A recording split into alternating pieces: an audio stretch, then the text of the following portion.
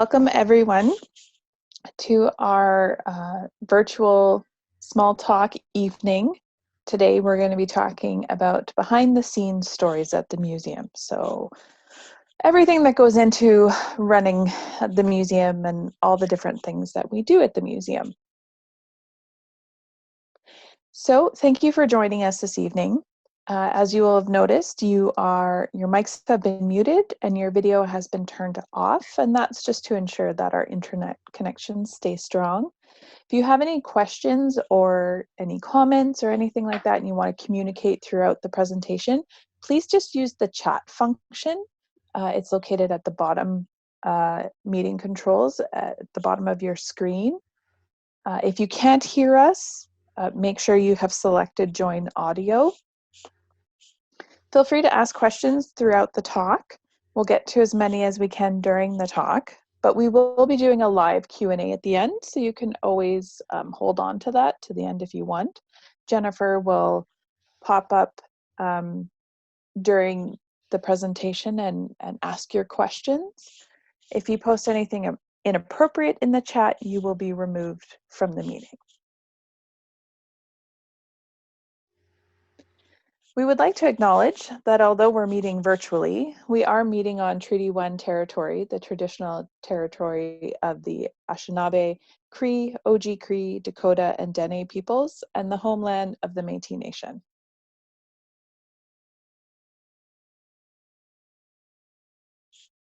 So now we're going to get into our behind-the-scenes stories. So a little bit about our experience working in museums. Oh, I forgot to introduce myself. I'm Alana Herrera, and I'm the curator at the Transcona Museum. And running all the behind the scenes this evening of this presentation is Jennifer, the assistant curator. Hello. So a little bit about our experiences. I have a degree in classical and Near Eastern archaeology from the University of Saskatchewan. I have worked for the RCMP. I also did a diploma program at Algonquin College for Applied Museum Studies. I have worked and done internships at the Australian Credit Union Archives, the formal Museum of Civilization in Gatineau, Parks Canada, both in Ottawa and in the Yukon. And then I worked at the Transcona Museum, as well as the Western Development Museum in Moose Jaw. So I have a bit of a wide range of museum experiences. So I guess in terms of my own experience, I have a bachelor's degree from Brandon University in history. I have my Master of History from Queen's University. And then I also have my Museum Studies degree from the University of Toronto. I have worked at various places in Manitoba and Ontario, the Fort Lorraine Museum, the Manitoba Softball Hall of Fame Museum, the Royal Ontario Museum. Did an internship at the National Ballet of Canada Archives. And for the past almost 4 years now, I've been working at the Transcona Museum as the assistant curator. So there is a lot that goes into the museum and things that go on behind the scenes. So let's dive into all the different kinds of work that happen at the museum. There's education and learning, programs and events, collections and conservation, research and collections, and exhibitions and displays. And there's even another one which is like fundraising, but that could be a whole separate presentation. So for education and learning, we have a number of different programs and things that we do. Our school programs, we do group tours, walking tours, we have outreach presentations, and pretty much all of our school programs can be modified for any age group, any organization that would want it, and we offer those both in-house and off-site. Topics and themes relate to the museum's collection and history of the community. All of our school programs are curriculum connected. For us, they mainly fall in the social studies and science areas. We use inquiry-based learning with hands-on activities and crafts. This means when we're doing a program with school children, we're not telling them the answer. We want to ask them questions so that they can figure out the answer and get to the answer themselves. And we have multiple programs available and suitable for a wide range of ages. For our walking tours, we have 2 that we do, and each of them can be modified depending on the group that is doing them. We have a history of downtown Transcona and a murals of Transcona tour. So for our history of downtown Transcona, we strictly are pretty much remaining in that downtown original core of Transcona. We can, depending on the tour, go as far as Park Circle around, but we're pretty much within the business district of the downtown core. And a tour that we might give for during a time, say something like Jane's Walk versus an elementary school tour, we'll always present information to the group that is appropriate for the group. So we explain things a little differently when we have 5-year-olds than when we do if we have a group of adults. And then we also have our murals tour. So the murals look at some of the original murals, the older murals, as well as the new murals that the Transcona Biz has been working to put up in the downtown area. And because the Transcona Biz there seem to be new murals every year and multiple new murals, we are constantly adding to that presentation, that walking tour. So for the murals, we talk about the artist, the meaning behind it, the motivation of it. If some have won awards, the one on Savella's was awarded Mural of the Year last summer, I believe. So, talk about that. So diving into the history and what it means for some of the historical ones, but also then the newer ones as well. And we were actually looking at developing a cemetery walking tour, but unfortunately, legality and regulations with the city, it just unfortunately isn't going to pan out. For our school programs, we have a number of programs that we do. We have our Bugs and Bloomers, Up in the Air, Our Community, Digging History, and Serving King and Country. Bugs and Bloomers is essentially a combination of our Up in the Air program and our community program geared towards nursery school kindergarten age students. Up in the Air is about things that fly, so we focus on our large butterfly and moth collection. Our Community is telling the history of Transcona. And with that one, we bring out artifacts and we have the children look at them, determine what they are, and then from looking at that, figure out what was life like? What were some of the things you did? How is that different than how we live today? Digging History is our archaeology program, and Serving King and Country is our remembrance program.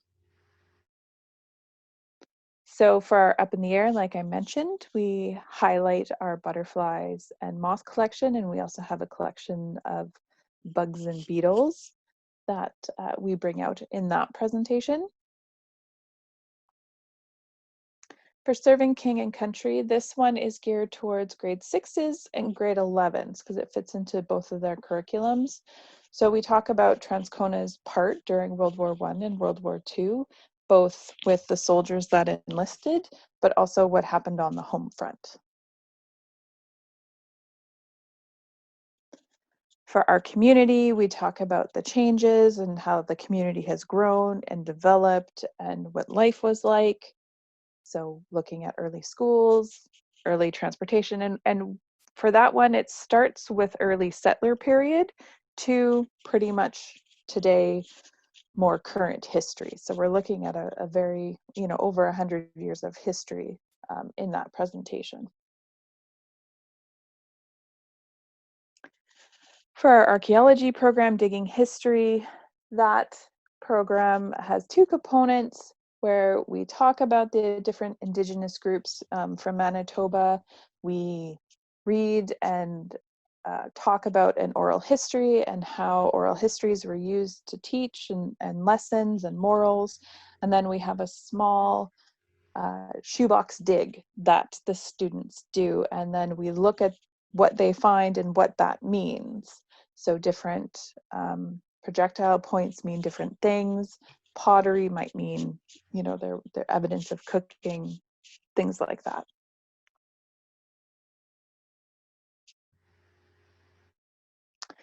We also have a bunch of different programs and events that we do. So we have seasonal activities, family programs, adult workshops, community events, museum associated events.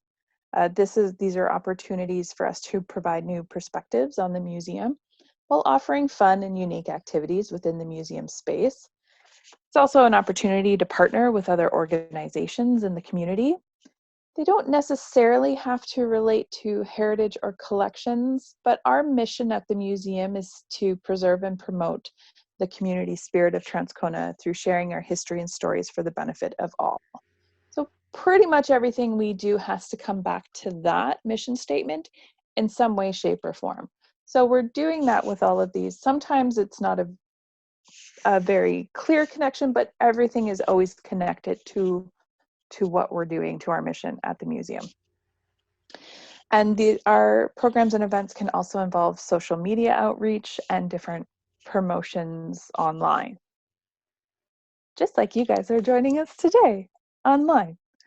So these are images of two social media events that take place.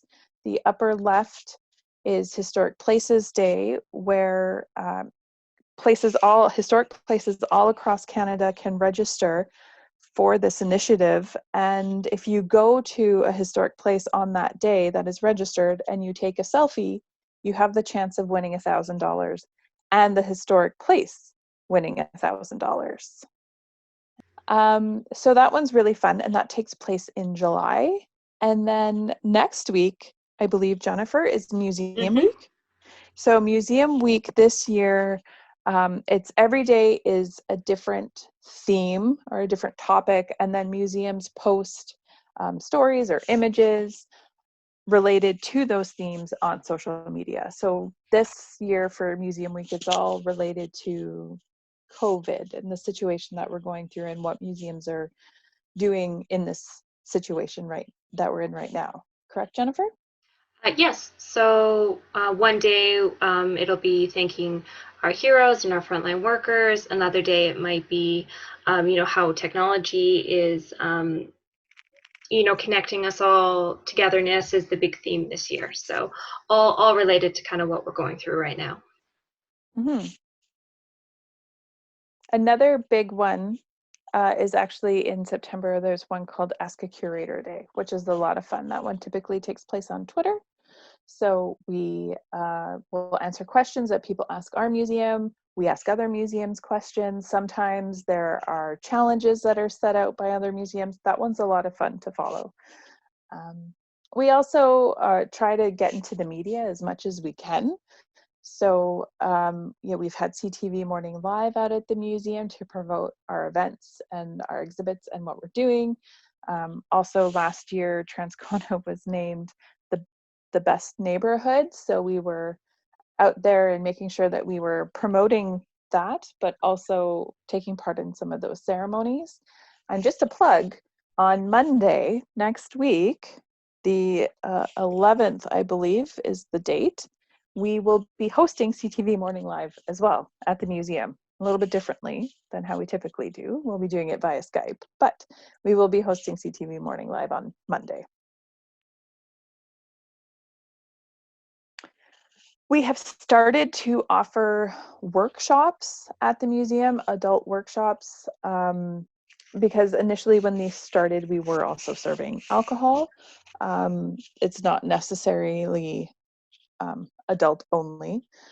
So we have weaving workshops, and these all started when we had a textile exhibit on, but we've also had paint nights at the museum.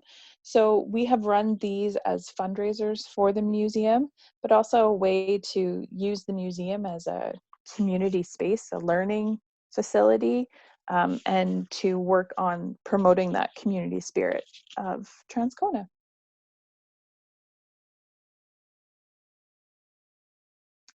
We've held lecture series, just like you're attending this evening, our small talk, but we've also held other events. So um, last year on National Indigenous Persons Day, we held a introduction to Swampy Cree language session that was facilitated by one of our summer students who's Métis, but is also learning Cree. So she held that, and we also brought out some of our Indigenous ethnographic items that we have in our collection, and we spoke about them. And then we've also hosted book readings at the museum, a number of them. And so this one down here, this is actually a former museum employee, Matthew Comas, but he's written a couple of ghost story books, not ghost stories, but like Haunted Winnipeg and Haunted Manitoba.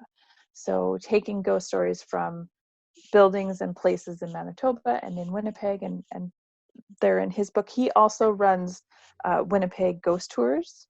That's another one of his businesses. So he does tours in the downtown area, usually around Halloween. And he is on the lookout for haunted Transcona stories. So if you know of a haunted Transcona story, he would very much like to hear about that, because that is missing from within his book. You could always contact us and we can get in touch with him and pass along all that information.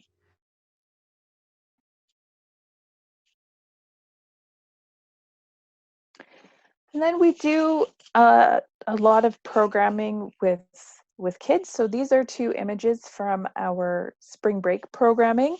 Unfortunately, this year we weren't able to do spring break because of COVID. But two examples of the different things we've done during spring break, and that's grown over the years as we've been doing it, which has been really exciting to see. So we're also, we do spring break programming. Sometimes we have specific holiday programming. We did like a holiday cookie decorating afternoon. We've done Halloween parties. We've done Make a Valentine, things like that all throughout the year. These are our unofficial mascots of the museum. This gentleman right here, this is Einstein. He's our pink flamingo who got lost on his way to Newfoundland and ended up in Transcona. And so he's been coming back and visiting the museum and getting into shenanigans. And our blue one here, this is Indigo, who recently joined us at the museum and also gets into shenanigans with Einstein. So Einstein started when we wanted to do something like Elf on the Shelf, but we did the flamingo in the museum. And then he comes out to different events. He has started to they've both gotten wardrobes, hats and fancy outfits and Christmas sweaters and scarves. They're a lot of fun. And they come out every once in a while. So this is some of the stuff we do on social media. And in the summer, we typically do a lot of programming. In the past, we've offered drop-in activities every Monday, Wednesday, and Fridays in the afternoon for kids. We have offered these small talks during the day in the summertime. We do our walking tours in the summertime. We have our Kids Quest community scavenger hunt. We're unsure what this summer is going to look like at this moment. We're planning it out, and we're starting to figure out what we may be able to do and what we might not be able to do, and how things will change how we're doing them. But it's our goal to offer as much as we can safely for our community this summer.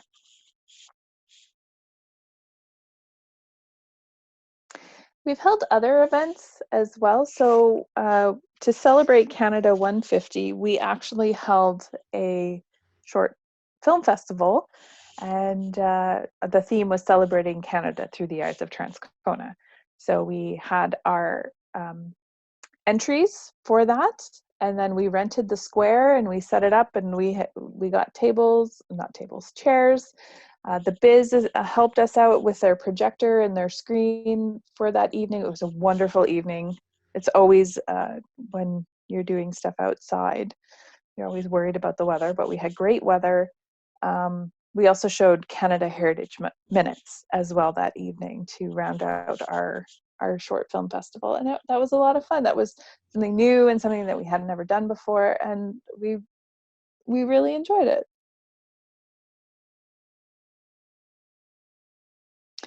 And then we've come up with this other program. Unfortunately, I don't think it's going to happen this year, but this is our Transcona Amazing Race. So people have to race around Transcona using historical photos of buildings and parks and places to find their current day locations. And this is all done on social media, and they have specific things they need to post, take a picture, things like that. But this has been a lot of fun, and this has been happening on Canada Day the past 3 years. I don't know if we're going to be able to do it this year, but fingers crossed for next year, because this one is a lot of fun. We have a lot of fun planning out the Amazing Race and then watching everyone participate and do it in real time, because it's all happening on social media.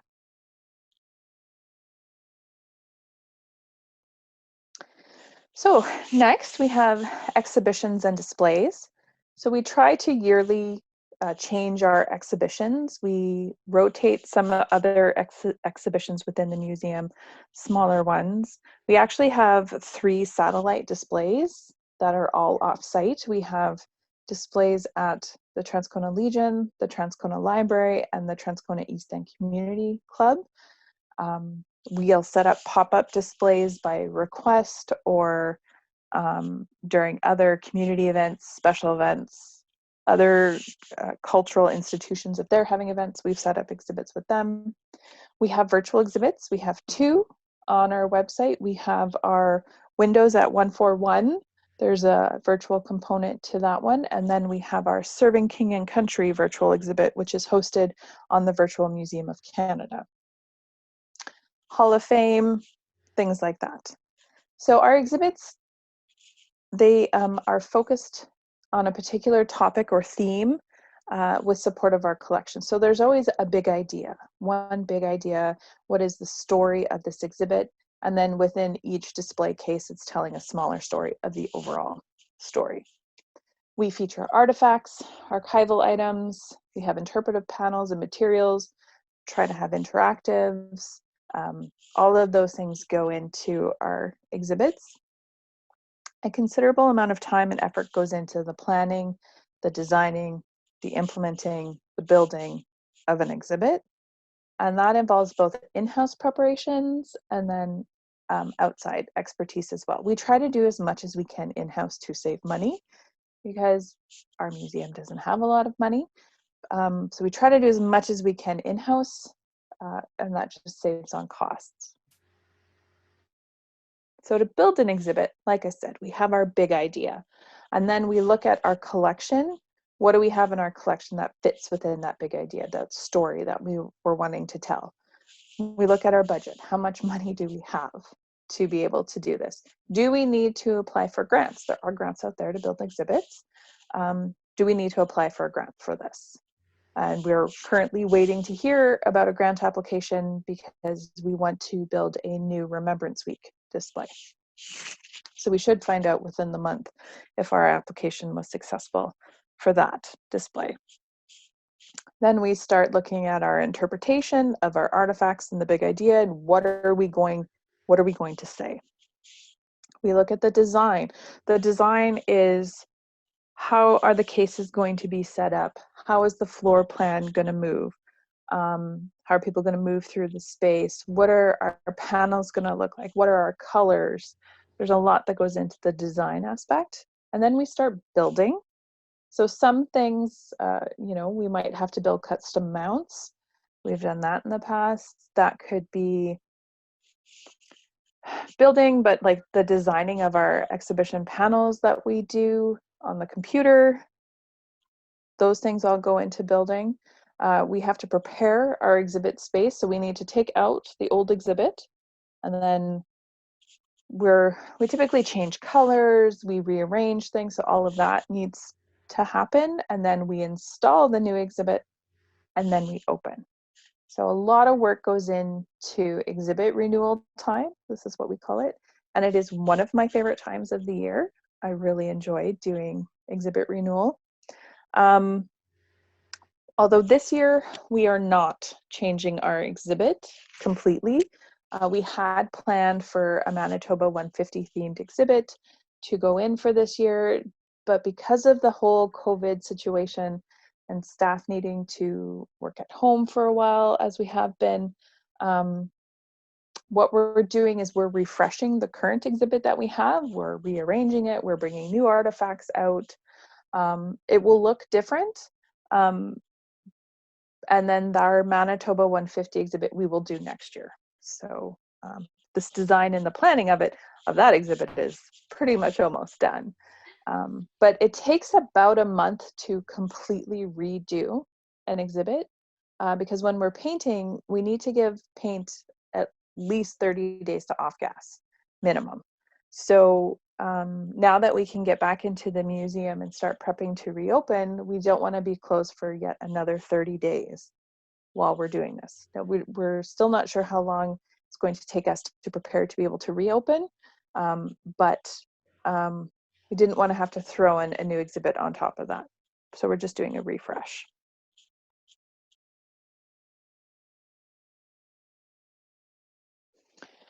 So there are special considerations that have to be made for objects that'll go on display.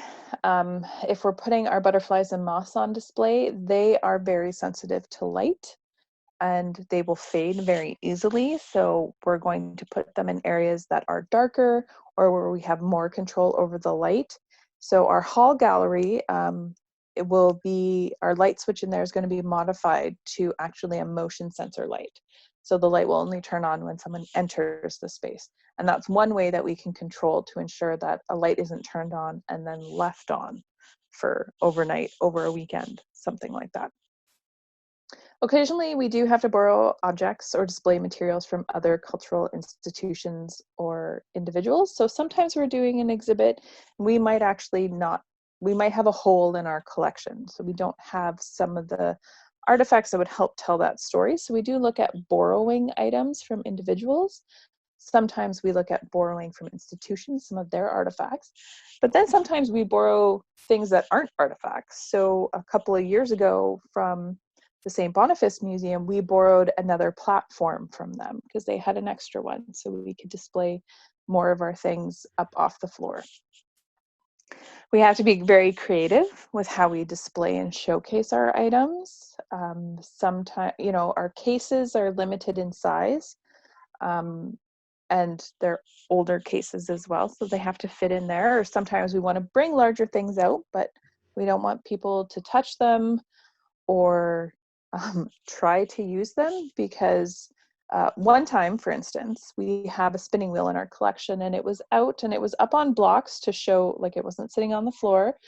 And I had thought that that might have made it protected enough. And then I happened to look out into the gallery and see someone trying to use the spinning wheel. And so we have to keep things like that in consideration because we don't want people to damage items that are on display.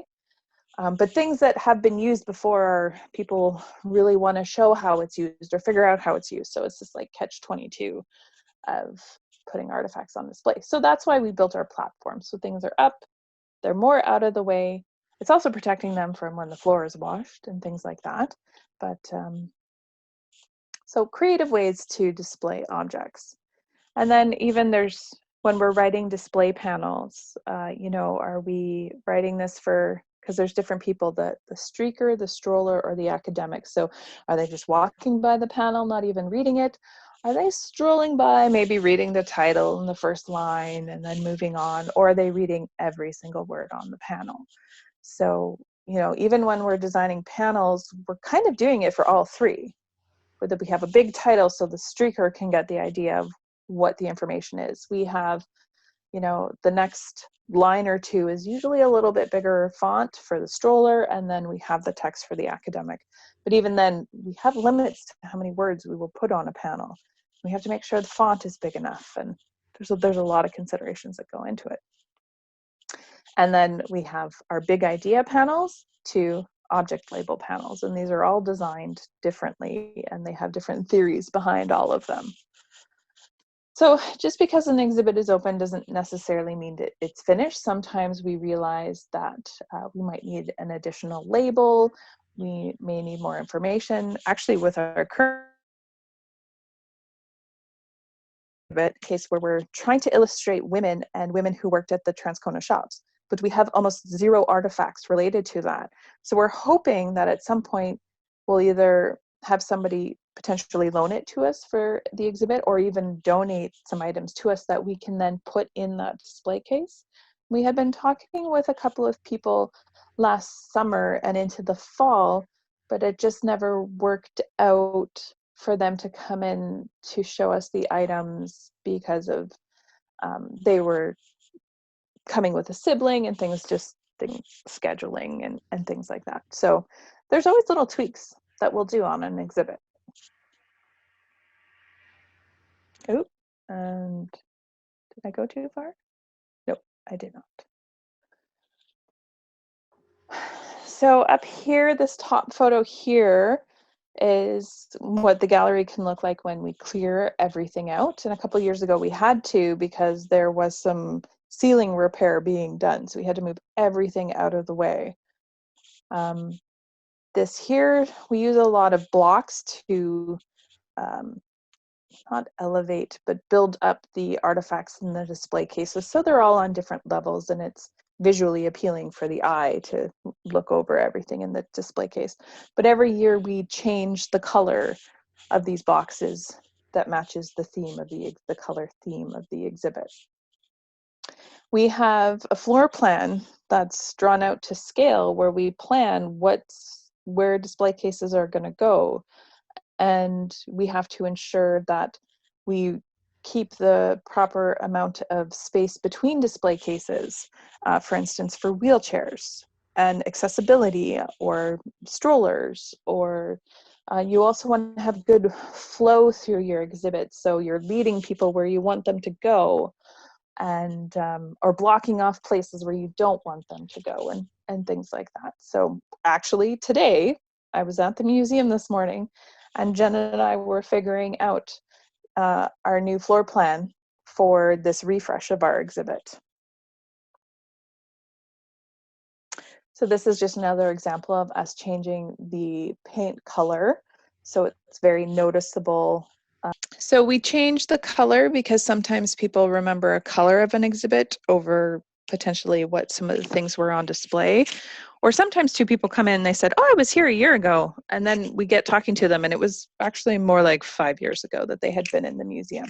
So anything we can do to kind of help figure out what people have seen in the past, but also it just helps the space look different, which is always nice.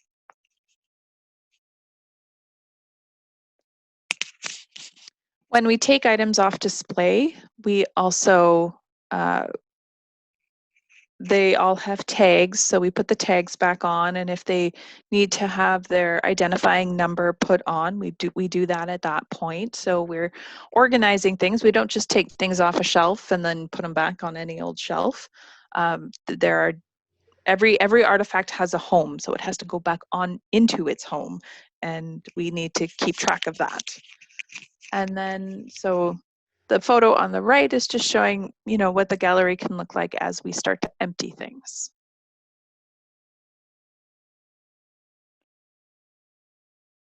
And then these are some completed exhibits, so you can see that there are different colors. The photo on the right is that green background that we had. Sorry, left. And the photo on the right, that was an orange background that we used to help. And even with the photo on the right, we had the butterflies and moths on display in the hall gallery, so we actually got butterfly stickers to put on the floor so people could, they would be led to the hall gallery by the butterflies. Just extra little touches that we try to put in to our exhibits. And the photo up the top left, this was from the textile exhibit that we did a couple years ago. Again, it's a different paint color. We had tried a dark purple, and unfortunately, we actually chose just too dark of a purple, because looking at that case, the backdrop almost looks black. And you know, we actually go through a lot of testing for paint colors and how they look and things like that. So I like the purple. It just, we should have just chosen a shade or two lighter, and it really would have popped. And the photo on the bottom right is the current exhibit, and the colors were red and gray and white that we chose for this exhibit. So again, that really pops. And then this is our windows at 141 exhibit, where the ground floor windows at the museum have images on them. So the images facing out. So as you're coming by the museum, you can see images which help sort of showcase that this building is special and that it's the museum, but also the history that's contained within. The front Regent Avenue window is celebrating CN's 100th anniversary. So it's a railway related images there. But on the Bond Street windows, we have a parade, the 2747, and the school photo here. And then actually, if you go on to our website, we have information about all of the images, the theme of the exhibit, the story behind the exhibit, and information on all the artifacts too, because there's some artifacts visible in the Regent Avenue window. And these are just the photo on the left is one of our pop-up exhibits. We were invited to create a pop-up museum for CN's 100th coin unveiling that they had pretty much about a year ago now, that they had at the CN Training Center. And then the photo on the right, that is our display case at the Transcona Library. The photo on the left is our display case at the Transcona Legion. So that's our remembrance. A lot of our military and remembrance artifacts we display at the Legion. The photo on the right, this is our display case at East End, where we try to put a lot of sports or community group artifacts in there. No, actually, we don't actually have a lot of sporting artifacts. But because also the Remembrance Day service takes place at East End, we put in a remembrance display there as well during the month of November. So we try to change these exhibits every few months. And it'll be a while before we can actually get in to change them, because a lot of these places are still closed at the moment. So once we are able to reopen, we will get there and we will change the exhibits again. And then every year for Remembrance Week, we also do a large display off-site at Kildonan Place Shopping Center, typically in Center Court. A couple of years ago, we got a grant to purchase a portable display case so we can actually display artifacts. And this is a big event for our museum. We do an opening ceremony. We're there for Remembrance Week, and a lot more people get to see the exhibit, learn about Transcona's history. We get to interact with a lot of people, and it's just a way for us to showcase more of our remembrance history and Transcona's strong remembrance and commitment to remembrance. And this is just a photo of the World War II side of our current exhibit that we have. The serpentine panel on the other side has World War I information on it. And then sometimes our artifacts are actually loaned to other museums.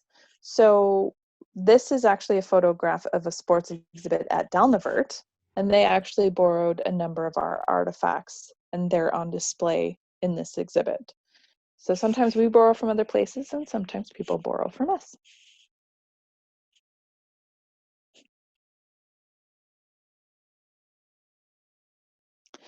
Collections and conservation. So collections management involves the development, storage, and preservation of collections and cultural heritage. So there are universal standards and policies that are followed. Museums do not have to accept any and all items that are brought in, and specifically for us, any artifact has to first fit within our mission statement. Second, is it an item that we don't have in our collection, or do we already have multiples of it? Is it in good condition? Is the person who bringing it in, is that the actual owner of the item? Do they have the authority and the ability to give it to the museum? These are just some of the questions that we ask. We have our mission statements and collecting policies, which define the scope of the collections and what the collections are focused on. And then other factors will determine whether or not an item is accepted by the museum. So again, I mentioned, but storage space, duplicates, state of the item, donor conditions, significance of the item, temporary or permanent loans. If someone brings in something to the museum and they want it displayed all the time, we will have to say thank you, but no thank you. Our display space is very limited, and we actually do have things that have to be on display all the time. Our plow, for instance, we have nowhere else to put it. We don't have an elevator, and we can't get it into the basement. So that is always on display. So every exhibit we have to work a plow in. That's not always easy. We don't have a permanent gallery. Perhaps if in the future we're able to expand and we have a permanent gallery, potentially then we could take something that was to be displayed at all times. But right now, we're not able to. As well, if someone wanted to only loan the item for us, say for 10 years, that's also something we would not do. We do accept loans, but those are specific to an exhibit and are returned after the end of the exhibit period. We don't just take loans for long periods of time. Previously in the past, the museum did that, and now we're caring for items that are not the museum's, and we're actually not able to track down the people who it actually belongs to because 50 years has passed. So we don't take loans. There we go. Oh, acquisition. So acquisition is the formal accepting of an item into the museum's collection. So there absolutely 100% needs to be documentation to complete the transfer of ownership. You telling me I give this to you is not sufficient. We need it on paper and we need it in writing. And that also gives us the opportunity to gather important information on the item, its history, and the donor. And there are different acquisition procedures for every museum. So, because a lot of times it's the history behind the object that gives it its value to our museum. And we don't have that history recorded, that object may not have as much value as some other objects in the collection.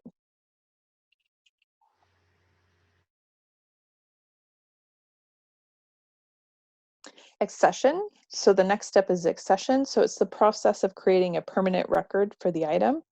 And then items are given a unique identifying number. So for example, TH 2018.1.3, I can look at that number and know that the item was donated in 2018. It was the very first lot of 2018, and there are at least two other items in that lot. We record the item in a centralized file. So we have something we refer to as our accession binder. So every donation that comes in is recorded in that binder. And then we place the item in a designated space with other items to be fully cataloged.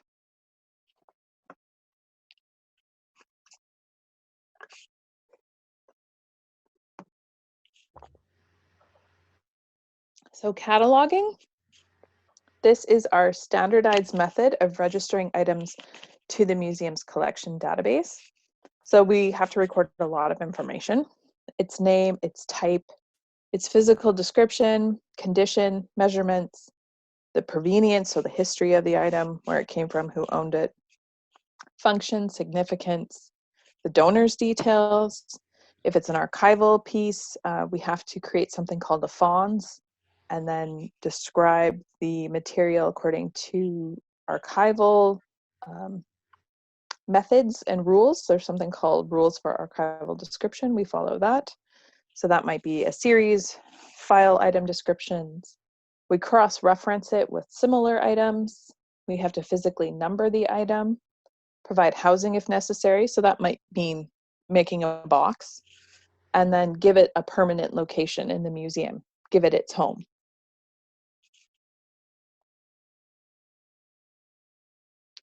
So again, this is just everything I sort of went over, but we have our potential donation. We look at our collections policy, does this fit? We acquisition it, then we accession, we catalog, we have to number and house, it goes into collection storage. We have to update records anytime it is moved or changed or accessed, essentially, and then conservation may be required.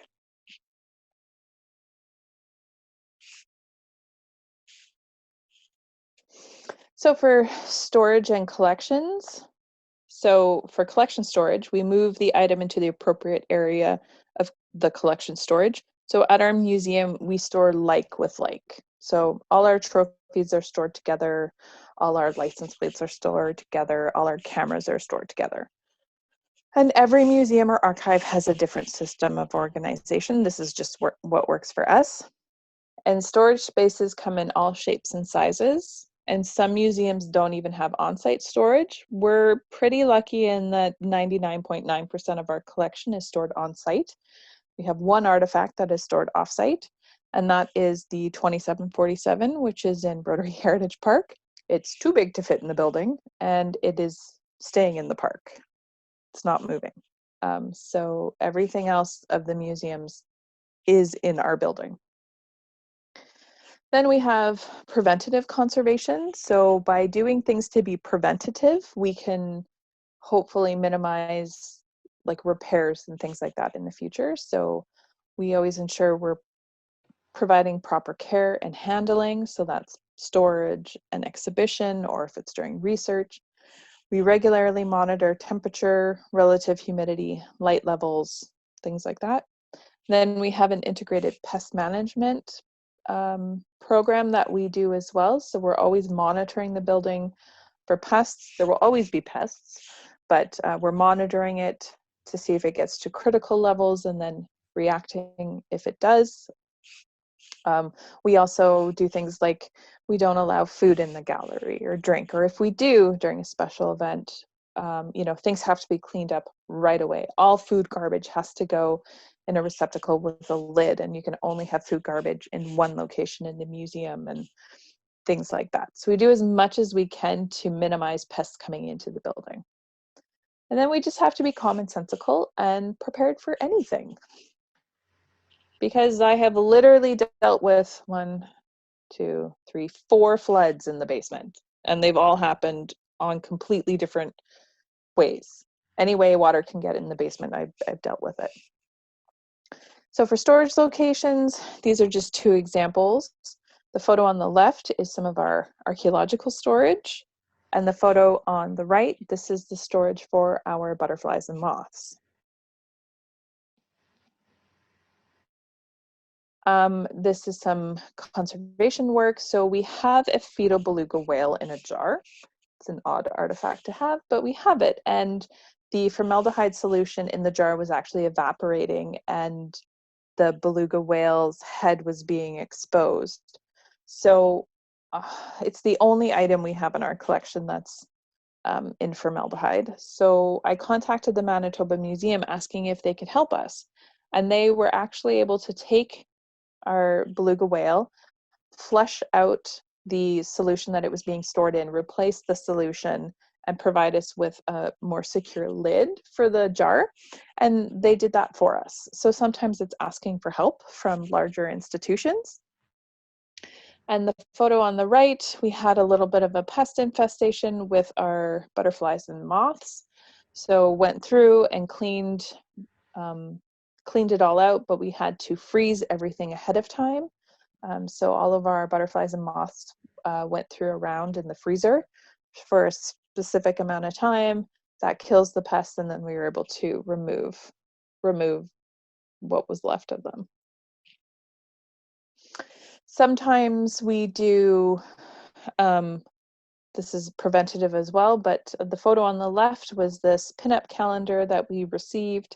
It was held within just 2 plates of glass with duct tape all around it. That's not the best way for that to be stored or conserved. So we removed it from that original glass, or that's not even original glass. We removed it from that storage and actually encapsulated it before it went into the archives.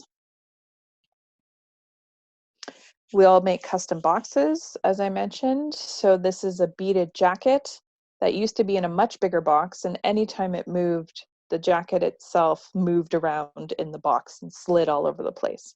So I built a custom box, and it actually has custom supports so that it can't move. And then it's covered with acid-free tissue. So this is much more supported and will likely not suffer damage from movement as it would in the previous box that it was being stored in. The photo on the left is just an example of some of our storage areas. So all of our storage units, our rooms are numbered, the units in the room are numbered, they're divided, and each shelf is numbered. So we know exactly where things need to go. The photo on the top right is a screenshot from our current database. We're actually very exciting, very soon going to be getting a new database. We've actually been working on a project with the Association of Manitoba Museums, the Polish Museum, Sports Hall of Fame, the Crafts Museum, Downlevert, and us have gotten together, and we're creating a new database. And hopefully then other Manitoban museums will use this in the future. And there will be an online component where at some point the public will be able to search our collection. So it's just very exciting. And then the bottom photo is every object gets a label, a tag. So we don't even have to touch the object to find out more information on that, because that's typically attached to the artifact via a string. So we can just pick up the tag, see what it is, who donated it, its accession number, and its location. Very handy to have. And then this is just some preventive conservation that we did. So the photo of the Blue Bomber sweater, that was a recent donation that came in. The clothing went through around in the freezer because we just wanted to make sure there wasn't any pests or anything that were coming in. It was a large donation of clothing. So everything went through the freezer, and then I vacuumed everything to get off any debris. So I did that to the sweater. You can see with the shoes, this is before I vacuumed this one, and there was a lot of hair and dirt inside the little shoe. And this one was after I had already vacuumed this one, just so you could just see the removal of the dirt. Then we also photograph our collection so we can reference between what it says in the database, what it actually looks like. It's always very good to have on hand, to have photographs of your items, because you can also see if their condition has changed since the photograph was taken.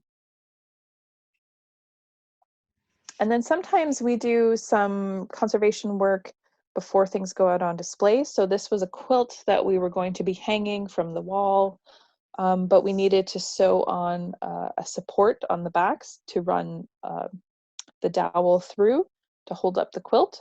So that was actually sewn on, and we posted about it on social media.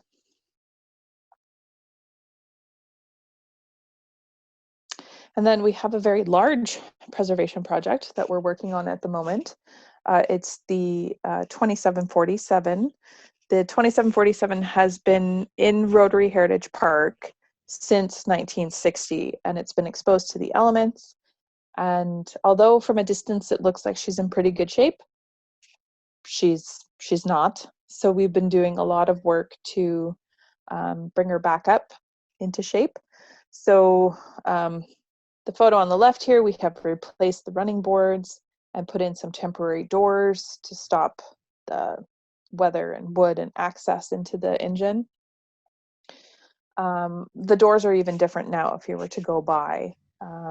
It's red and there's a bit of a plexi window in there. Excuse me. One of our volunteers has actually refinished some of the dials that were in the cab of the engine. We actually thought they were all pretty much no good just because of how they looked, but he did an amazing job refinishing them. And these are two of our volunteers that work on the 2747. And one of our volunteers actually worked on the engine when it was in service. So that's amazing. And a lot of our volunteers are retired CN employees, so they know trains and rail. So they're able to help source objects for us or materials for repair, things like that. They know what all the pieces are and elements of the engine are. We had a condition assessment done on the engine after we purchased it to find out what exactly was wrong with it and what needed to be repaired. So our volunteers are working off of that document that was prepared. Last summer, we did a lot of the welding repair that needed to be done on the engine, and we were getting ready to get it blast cleaned and repainted. And then the weather changed on us. So I have recently spoken to the blast cleaning company and repainting company, and they're hoping for end of May to be able to get out there. So this summer, the engine is going to be repainted, sandblasted and repainted, and it's going to look amazing. Very excited for that. And then we do research and curatorial work too. So we often assist individuals with their personal, business, or scholarly research. We can aid other museums, community groups, heritage organizations, authors, students, and individuals who want to learn more about their community history. Access to materials will vary depending on the nature of your research requests. So sometimes people ask us, oh, do you have a picture of my house? And we can go through our, very quickly go through our database and say yes or no. Sometimes people want to know if we have family history, and that's, again, can be a quick yes or no question. Sometimes people are researching a book and they need more detailed information. Sometimes people come to the museum to do the work, and then sometimes they get us to do it for them for a fee. It all depends. For research inquiries, we require individuals to complete a request form, and if they want to come into the museum to do the research, schedule an appointment so staff can be better to assist with research. And when we do reopen, we're in the process of getting ready to reopen after COVID, we will likely not be letting individuals access the collection itself. Or if they are coming into the museum to do research, they absolutely have to book an appointment ahead of time so we can be fully prepared, because the situation is a little different. We can't just clean archival documents after someone has handled them or been around them, or even clean artifacts the way people are disinfecting things when people touch them. So things have to be a little bit different.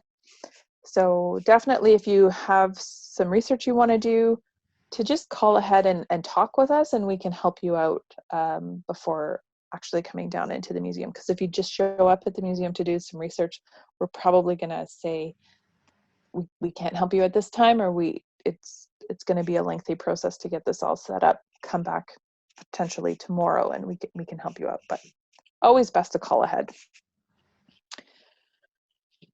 There are fees for research assistance by staff, for copying of an image, reproduction, including duplication fees and usage and publication fees.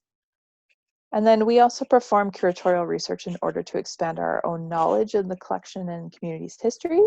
And the results of that research can be used for exhibitions, publications, community outreach, programming.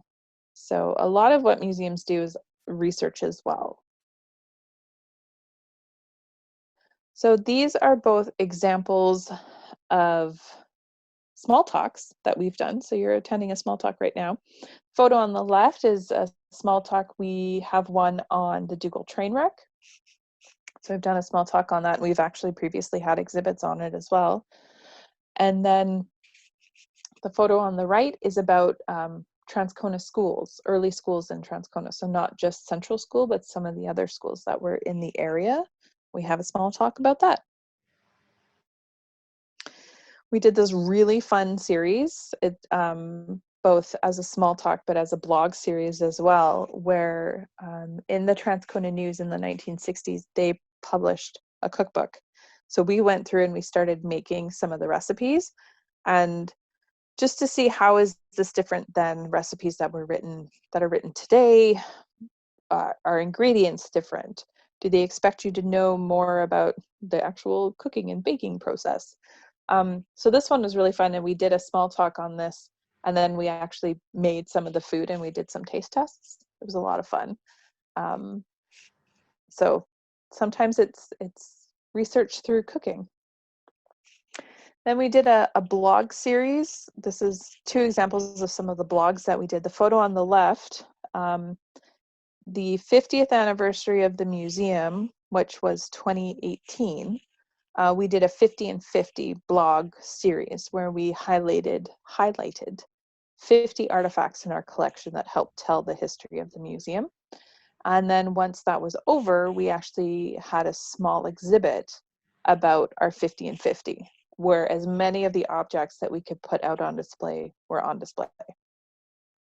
And then the image on the right is of a blog. And I'm sorry, Jen, I never remember the title of the blog. That's okay. It's about Castle Hill. So it was a basically castle and retreat in the Birds Hill area. So we have this photo series based on this random castle in Manitoba. So that was a fun blog post to write. Mm-hmm. So research can be done through a blog. It can be done for our exhibits, for our small talks that we do like you're attending right now. So now we are at our question and answer period.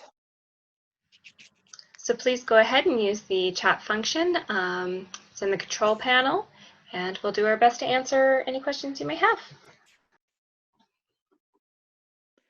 And if you don't have a question now, but you realize after when we're done this that, oh yeah, you thought of something, feel free to just email us or send us a message on social media, and we'll get back to you with the answer. Or, you know, we might be doing up a couple blogs about questions we've been asked during small talks and answering them that way as well.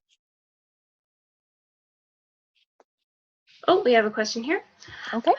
Any more information about the digital collections database that you can share? What's it going to be called? Oh, like our new database that we're working towards. We don't have a name on it yet. That is something that between the database project is being led by the Association of Manitoba Museums. So the goal is phase 3 of the project is having an online like website portal where you can go and search any of the museum's collections that are using this new database. So initially there will be 5 museums. We don't have a name for it yet, but there are some other provinces that have done this. Saskatchewan has done this. Nova Scotia has done this. Like Nova Scotia is called Nova Muse. I don't know if it's going to be called Manuse or Manitoba Muse or what it will be, but we will definitely be letting people know when they'll be able to search our collection. And it will be just very general information. It will be name and artifact number and picture and maybe a description. But that's going to be very exciting to be able to search the collections of Manitoba museums. And there already are other museums that are lining up to get this new database. Us first 5 are essentially like the guinea pigs. They're figuring out the system and what we want it to look like for us. And then coming in, because all of the museums that are taking part in this, we sort of represent all the different kinds of museums out there. I think I forgot to mention Dalnavert, you know, that's a historic home. There's us, a community museum. There's the Sports Hall of Fame. There is the Crafts Museum. There's the Polish Museum. And I think that's all of them. So sort of a wide range of all the different kinds of collections that are out there in Manitoba. A follow-up on that question, what program do we currently use for our database, and will it be easy to kind of migrate all this information over into the new database? Our current database is called Virtual Collections, and Virtual Collections is no longer supported by the company who created it or sold it or whatever. So the new one that we're going to is called Collective Access. And there is a company who will be migrating all the information for us. And we will have to go in and do some cleanup and make sure everything works. So far, we've seen 2 prototypes of what this database is going to look like. It's pretty easy to use. I mean, we're coming from the experience using virtual collections. So it doesn't work exactly how virtual collections does, but it's a good database. And I think it's like later this week, we're supposed to see prototype number 3, which will actually have our data in it. So we'll be able to really see how it functions and works. So this is like a really exciting time. So we want to thank you for taking the time out and joining us today on our small talk, and just like to, bring up that we're a not-for-profit charity, and we appreciate your support. And if you're able to donate, that would be amazing. So please consider making a donation to the museum or becoming a museum member. If you're not, donations can be made on our website through our Canada Helps button, and it looks just like this right here on our website. And memberships are also available on our events page. And we also have an endowment fund that you could contribute to through the Winnipeg Foundation. Or support us by staying in touch. So visiting our website and checking out the information we have on there, following us on social media. So we have Facebook, Instagram, Twitter, YouTube, our blog, join our mailing list. We really appreciate everyone who's been coming out and joining us for these virtual talks. And because this is a very different situation that everyone is in. And we're so glad we've been able to continue to be able to offer our programming in a different way, but in a really, I really enjoy doing these online. So thank you everyone for coming out. And we have some upcoming talks. We did not update this slide. Just realized. So next Tuesday, we have the history of the Transcona Museum. And then the next Tuesday after that is about the CN shops. Following Tuesday is Communities That Time Forgot, which is Sethwin and Monte Vista. Those are 2 communities that existed within boundaries of Transcona today that no longer exist. And then our Tuesday talks, we also do on Wednesdays, but they're a week delayed. So next Wednesday is How to Care for Your Heirlooms. Wednesday after that is History of the Transcona Museum. After the shops. We're just planning these a month in advance. We are hoping to be open again at the museum by June, but we might continue actually offering our talks virtually as well at the same time. We're still planning everything out, but yeah, these have been really fun to do. So again, if you want to attend any of these, just you RSVP the same way through our website, and then we'll send you the link to the meetings. So thank you very much again for joining us, and we hope to see you again. Thank you so much.